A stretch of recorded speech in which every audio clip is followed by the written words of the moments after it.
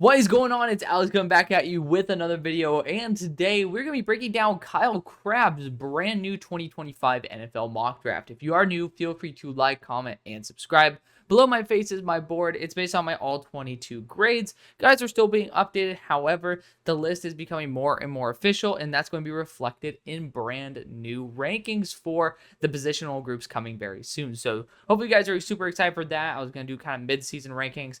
So you guys know why I don't have a face light on. I got into a car crash about a couple weeks ago, so still recovering from that, still in concussion protocol, but we're pushing through because I love you guys. I owe it to you, and my neurologist says push until you start actually feeling like you're not comfortable, and you know what?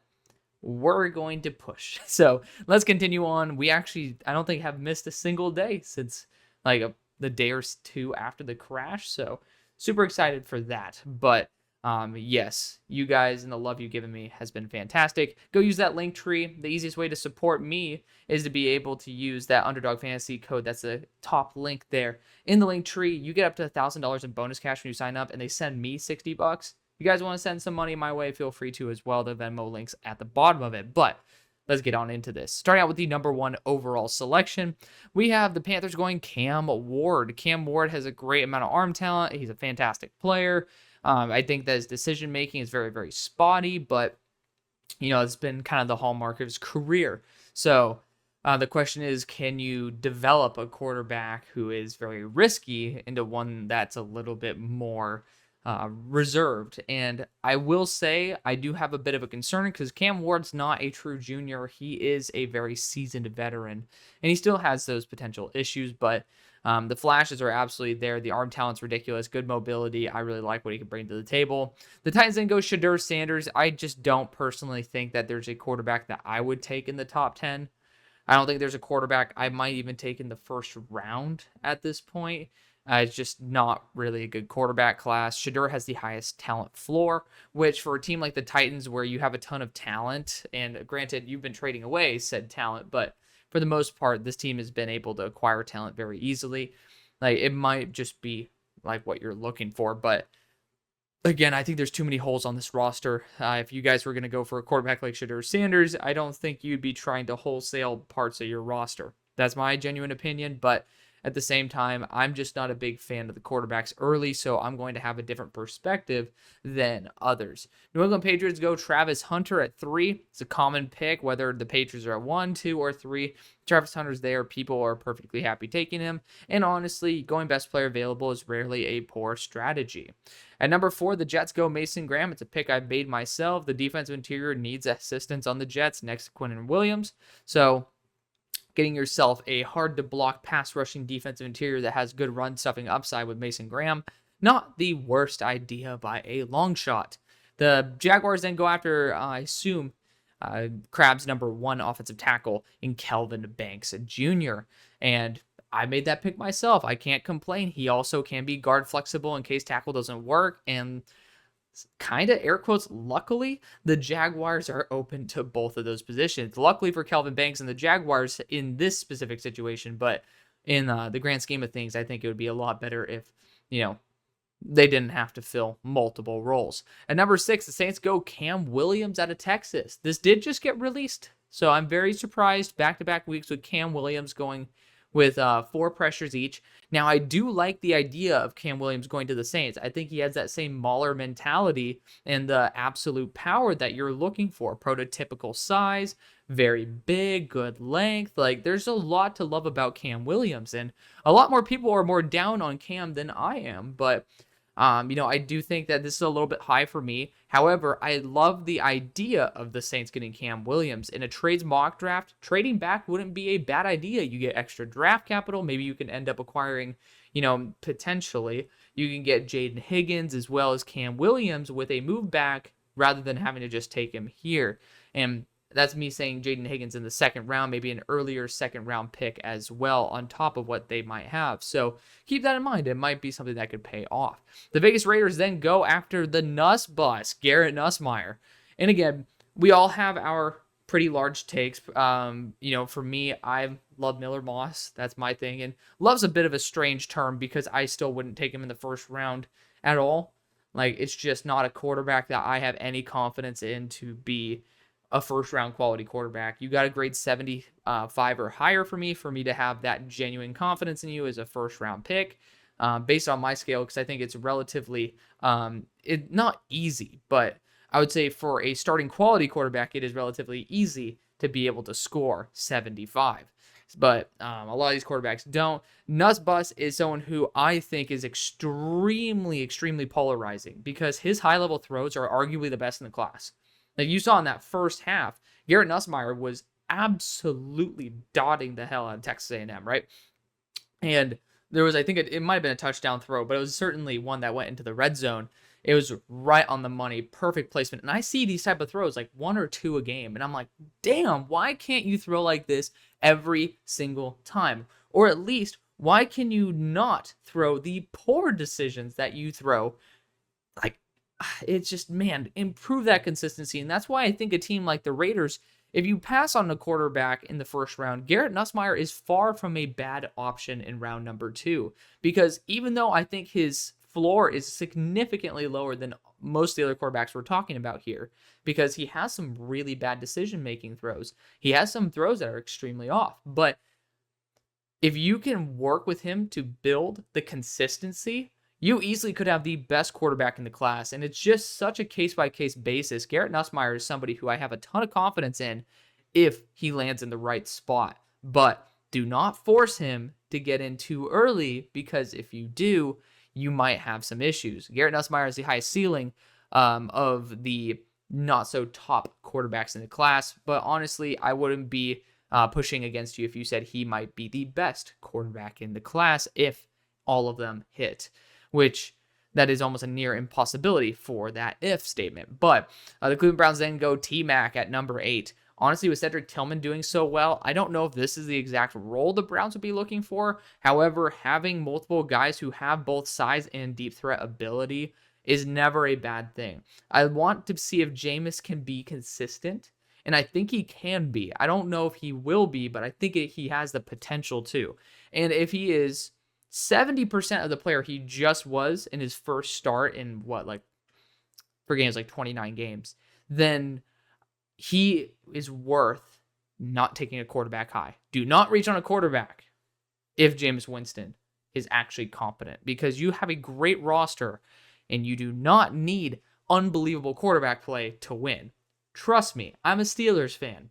We have not had good quarterback play for a long time, and we still somehow find a way to win. And so do you guys at points. So get a quarterback that is a semi-plus at the very minimum, and you will win. This is not the class to try to say, oh, well, you want a little bit more than a plus. Absolutely you do.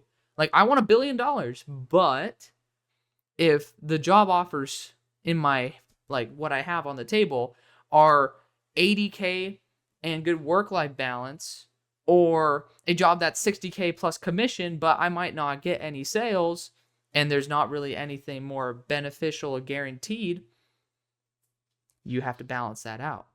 Like, if you have some good standing in your bank account, then hey, $60K sounds kind of good. And you know what? You got some improvement for growth. And if you're just a team, if you're someone that's like, man, I just need to build some stability, I need some wins to start stacking up, I need some momentum, then you might want to go the other route. It just depends on how the rest of the season goes. But T-Mac's a great addition there, because now I think Tillman's going to be continuing to get better, and Tetro McMillan, along with Jerry Jeudy, would be a good trio. Now the Giants then go Malachi Starks here at pick 9. It's a pick I've made before. It's a weird one, but it's still, you're getting a very valuable defensive back that's extremely flexible in a defense that I think kind of lacks an identity. Ever since Julian Love left, I think that you've been trying to get, Julian Love was not the player that he is in Seattle. Let me make that very clear. Julian Love's taken a huge step up, but you're trying to continue to grab players like Xavier McKinney in the equation, and you need to replace that. Tyler Newman's done a great job this year, but Malachi Starks is that second flexible piece that I think could work in a multitude of spots. And theoretically, in certain packages, if you have Malachi Starks as well as Andrew Phillips in technically both of the slots, you might end up having an almost unbeatable slot room that has a ton of value now. And Malachi Starks is an excellent player, best defensive back in the class. Maybe not the best safety, maybe not the best slot corner, but he might be, I think he's damn near, if not undisputed, the best pure defensive back in the class. Then we have Will Campbell going at 10 to the Dolphins. He's an offensive lineman that could play guard in the short run, and if you need to play him tackle in the long, I'm fine with it. Let's just see if the organization is. Kenneth Grant goes at number 11 to the Bengals, pairing him back up with his teammate that they drafted in the second round of last year, Chris Jenkins Jr., and I love that combo too. Different size profiles, different strengths, different weaknesses. It'd be a very intriguing young duo for the future. And number 12 for the Rams, Abdul Carter. Abdul Carter should have maybe went earlier. This is not a pick I think the Rams need to make, but it's kind of hard to resist. He is a top 5-ish player. To me, he should be 5. He's number 4 technically. You look at the pluses on my board, which again, blow my face. Those are guys who are out for the year, injured. So that sucks, but it is what it is. Abdul Carter is my number 4 player that is healthy on my board. And, if you have him at number 12, sometimes it just is extremely hard to forget.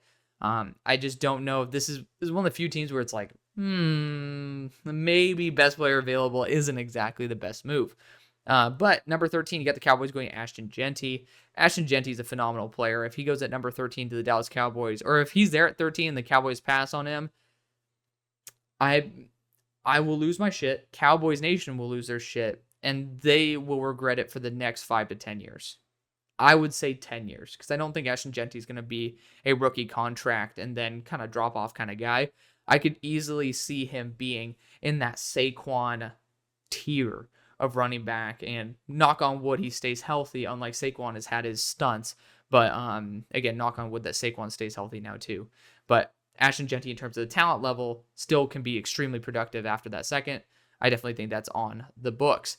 The Colts going Will Johnson at 14. He's just been banged up this year. So, I think that he's a fantastic player. If the Colts can somehow nag my number 1 player at 14, I am going to be far from the first to ever criticize it. I'll probably be the last person to ever criticize it. At 15, the Buccaneers go Nick Scorton. Nick Scorton's coming off a red-hot game versus LSU, where he essentially ended Emory Jones's career, so to speak. It's just, it's a tackle for the NFL. He kind of just pretty much made him, for a lack of a better term, he was completely outdated and not really useful anymore. So let's continue on, though. The Tampa Bay Buccaneers getting an edge rusher, I'm going to fully support. It's going to be interesting, though, seeing them go after a larger edge rusher to replace Joe Tryon, who's a little bit on the smaller side, not at least in that 285 range. Seahawks go Jalen Walker. So he certainly is someone who could be a first-round quality linebacker. I have him as a first-round quality linebacker and as a first-round quality edge rusher. I'm happy with Jalen Walker at any position. The Seahawks have shown a lot of value towards that linebacking spot.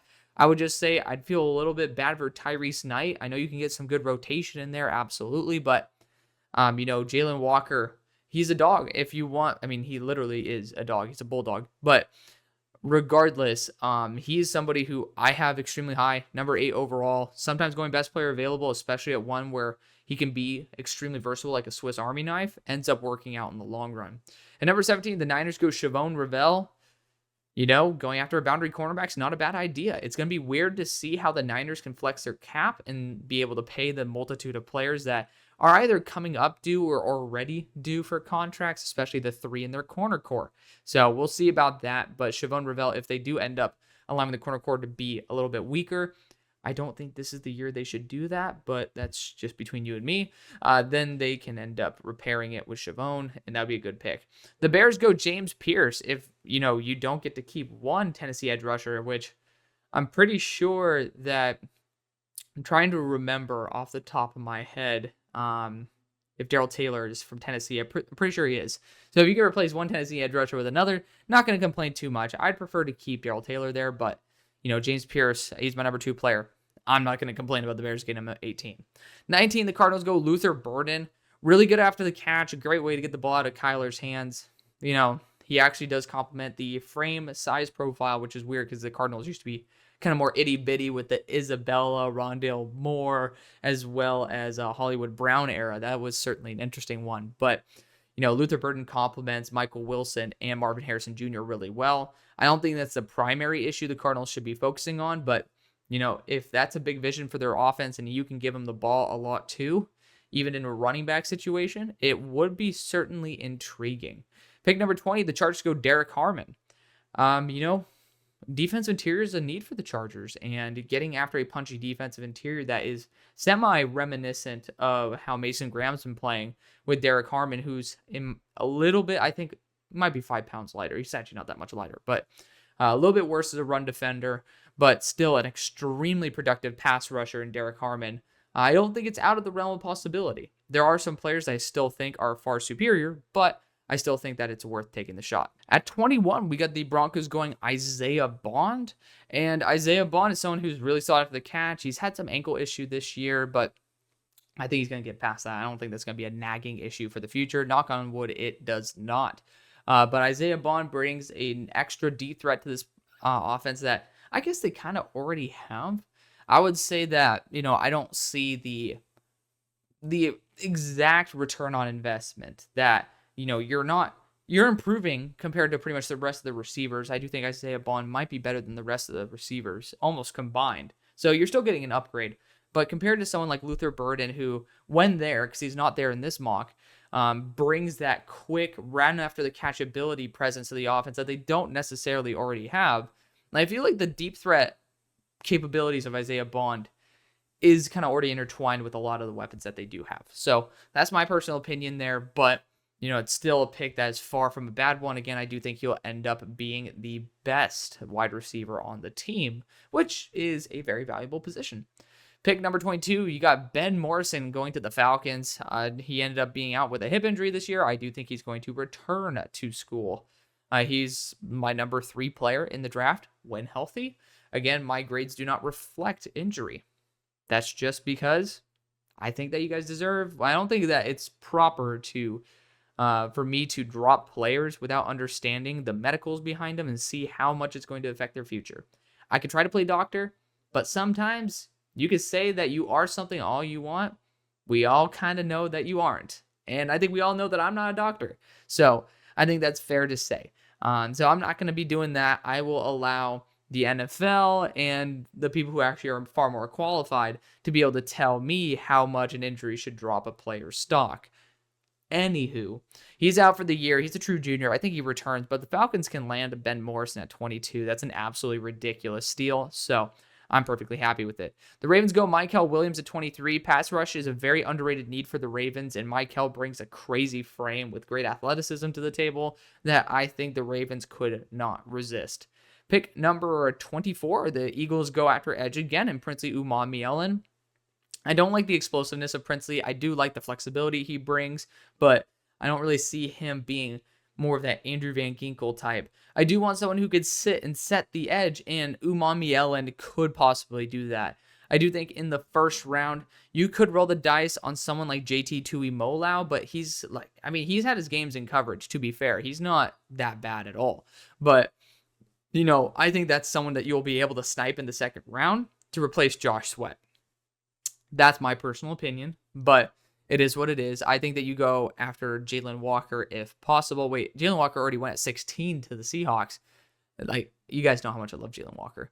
I always want to mention him to the Eagles when possible. If we're counting all the guys with injuries able to come into this draft, I think Harold Perkins would be a very fun one, but I think that he's going to be coming back too. Pick number 15, the Steelers go Jalen Milroe. I could see it happening. You're pretty much getting a slightly more expensive, possibly, depends on the contract that you'll get from Justin Fields in terms of the application to the offense. I don't think Jalen Milroe is remotely the passer that Justin Fields was coming out of Ohio State. There's a reason why a lot of people thought Justin Fields was the king, especially in that Clemson game. I haven't seen Jalen Milroe, even in his game versus Georgia, have the impact that Justin Fields did, and the insanity that was that Clemson game. So I'll just say that, but at the same time, you're talking about the number 25 overall pick here, which is a late first. We're sending a flyer, so to speak, for Jalen Milroe. At pick number 26, we got the Vikings going Walter Nolan, a punchy defensive interior. Very interesting. Not going to punish this pick at all because Walter Nolan has been fantastic this year, and Brian Flores He's already physical and explosive as it is, so I do think he likes that quick pressure from the defensive interior that Walter Nolan can provide. LT Overton goes to the Bills. He's a freak build at 283. Not many guys actually bring that type of physical presence and fluidity at that size. I think that he's still very, very much developing. I don't think he's remotely close to polished. But at 27, if somehow, some way you can snipe his ass there, do it. Do it in a heartbeat. This is a player that definitely has that crazy high ceiling. Shamar Stewart and LT Overton are very similar in that category where they're, I mean, you can toss in Nick Scorton in here, but Nick Scorton isn't the athlete, in my opinion, that Overton and Stewart are. Which, again, we're talking about some amazing athletes there at that over 280-pound frame, and that's no shade to Nick Scorton, who's still a good athlete. We're just talking about freaks here. At pick number 28, we got the Packers going Denzel Burke. Just going to be honest, I don't think that we can classify Denzel Burke as a first-round player as much as I want to as a first-round corner. That's just me. And again, I was Denzel Burke's number one hype man up until that game. I will be reevaluating that game probably this week because of some things that are going on behind the scenes that I legally can't talk about. However, it's really pissing me off. But it gives me more time to do the show. Is what it is. You guys don't get in a car accident. Well, it's not my fault. But at the same time, pray to God you don't get into a car accident. For obvious reasons, but also all the bureaucracy and all that other, not bureaucracy, but all the BS that you have to do after. Oh, man. I wouldn't wish it upon my worst enemy. I'll just admit that. It is unbelievable. However, enough of my ranting aside. Denzel Burke, if he can bounce back, if that can just be like that one fluke game that lights a fire under his ass, I'll take it. We just really need to see an amazing rest of the year from Denzel Burke to be like, okay, that was just a bad game. Some people have bad days, and that's okay. But at number 29, we got the Commanders going Trey Harris. A bigger deep threat player out of Ole Miss. I think Trey Harris, in my opinion, is a bit underwhelming. I like Trey Harris. Like, don't get me wrong, but we're talking like he's up there in the conversations of the A.J. Browns of the world. Don't necessarily see that with him. I think that he's a very fun player that is very entertaining in college, and I think he's a very underdeveloped version of what he could be, which is a big difference maker at his frame because he is very difficult to take down after the catch. But I don't think the Commanders need to be in that desperation market when you potentially can snipe some corners like Davis and Igbinosun, Azariah Thomas, etc. Or you can go after some offensive linemen to continue protecting Jaden. Or, I mean, there's maybe some other weapons that you could focus on here. But for the time being, I think that's pretty explanatory. Or you can, again, look at that edge core with Shamar Stewart, or you can also look at JT Tuimoloau. Pick number 30, you got the Texans going Ashton Gillette, which, to be fair, I do think that you could pretty much apply a Gillette into this equation as well, given that we now know Kyle loves Ashton, which Ashton's a very intriguing one. You will kick him to the inside, I believe, on this, right?